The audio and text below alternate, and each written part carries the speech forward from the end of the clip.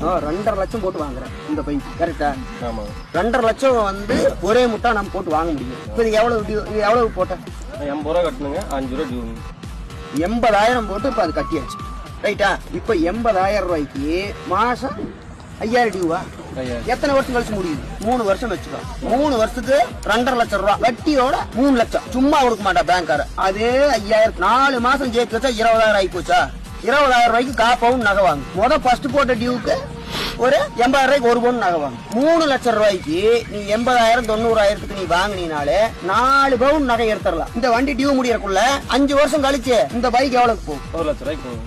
3 லட்சம் ரூபாய்க்கு வாங்கினா 1 லட்சம் ரூபாய்க்கு போகும், ரைட்டா? நீ 3 லட்சம் ரூபாய்க்கு வாங்கின நகை 5 வருஷம் கழிச்சு எவ்வளவுக்கு போகும்? டபுள் மடங்கா போனா எவ்வளவு ஆச்சு? 3 லட்சத்துல 6 லட்சம் ஆச்சா? 3 லட்சம் ரூபாய்க்கு வாங்கின பைக்கு 1 லட்சத்துக்கு போகும். உனக்கு நட்டா எவ்வளவு? 5 லட்சம் ரூபா. புரியுதா இல்லையாடா? 5 லட்சம் ரூபாய் நட்டா. உனக்கு பைக் ஓட்ட வேண்டாம்னு சொல்லல, 50,000 ரூபாய்க்கு ஒரு ஸ்ப்ளெண்டர் ஹீரோ ஹோண்டா வாங்கி ஓட்டு.